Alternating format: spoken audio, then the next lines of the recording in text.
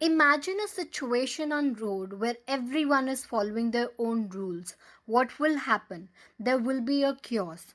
In order to avoid this chaos, standard traffic rules are to be followed. Similarly, there are certain rules that an accountant has to follow. These are called generally accepted accounting principles. Here, generally means overall and principle means rules. So, generally accepted accounting principles are rules or principles that are introduced to bring uniformity and consistency. It has evolved over a long period of time and it is based upon experiences and customs. These rules and regulations are generally accepted by all the accounting professionals. It is generally called GAAP. It consists of assumptions, concepts, and conventions. So let's discuss these one by one. The first are the assumptions. Assumptions are basically the foundation pillars on which the structure of accounting is based. We have four assumptions. First assumption is business entity assumption. According to this assumption, business is treated as a separate unit apart from their owners. All the business transactions are recorded in the books of account from the point of view of a business. Anything which is invested by the owner, that is capital, is a liability for the business and business has to repay it in the near future. Similarly, if the owner withdraws anything from the business is treated as drawings and will reduce the liability of the business. The second assumption is money measurement assumption. Why do we start a business? To earn money. So, in a business, only those transactions and events will be recorded which can be measured in terms of money. So, goods that the business is selling can be measured in terms of money, it will be recorded. Any fight between the employees will not be recorded in books of accounts as it cannot be recorded in terms of money. Whenever you start a business, you don't start it with the motive to end it in the near future. This is the next assumption. As per the assumption, the business will exist for a longer period of time and all the transactions are recorded from this point of view. There is no intention to wind up the business in the near future. Next assumption, that is the counting period assumption, is based upon the going concern assumption. So, a counting period refers to the span of time at the end of which the financial statements of an enterprise are prepared. The users generally wants to know the operational results and financial position of the business. The span is generally of 365 days or 52 weeks or 1 year. This span of time is known as accounting period. The companies which are listed on the stock exchange are required to publish quarterly results to ascertain the profitability and financial position, that is generally 3 months. The concepts are based upon these four assumptions. These concepts are developed to guide how the business transactions are to be reported. So, the first one is the dual aspect concept. Dual aspect is the foundation of accounting.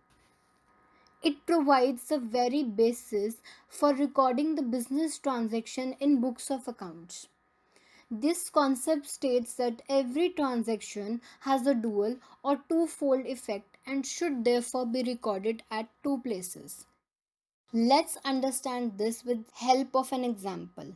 Sonali purchased furniture worth rupees 50,000. So it has two effects. The first, there is increase in the furniture and second, there is decrease in the cash. So every transaction has two effects. The next concept is revenue realization concept. The concept of revenue recognition requires that the revenue for a transaction should be included in accounting records only when it is realized. So here comes two questions. What is revenue and how do we know when it is realized? Revenue is the inflow of cash that arises from sale of goods and services or use by other enterprises resources that gives us interest, royalties and dividend in return. Revenue is assumed to be realized when a legal right to receive it arises. That is the point of time when good has been sold or services has been rendered. The next concept is historical cost concept.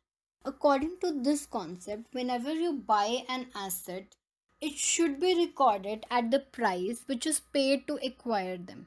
For example, if a cafe is purchased for rupees 5 lakh rupees and its current value or the market value is 8 lakh rupees, so at the time of recording it will be recorded at 5 lakh. We will ignore 8 lakh.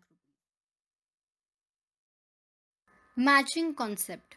Matching the revenues earned during an accounting period with the cost associated with the period to ascertain the result. Whether the business has earned profit or loss is called the matching concept.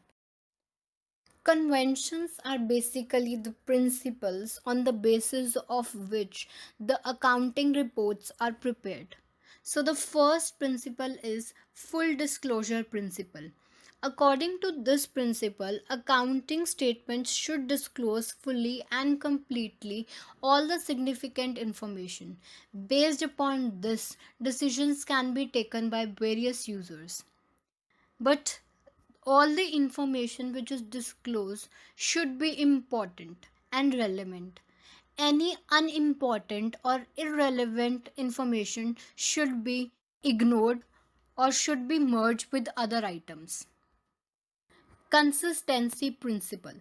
According to this principle, the rules and procedures which are followed by any businessman should be continuously observed and applied year after year.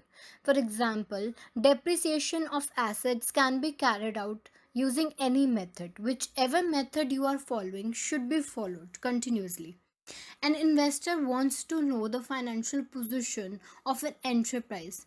The current year is compared with the previous year. He can only compare it if the methods used are same. The last principle is conservatism principle. According to this principle, the essence of principle is we should anticipate no profit and provide for all the possible losses.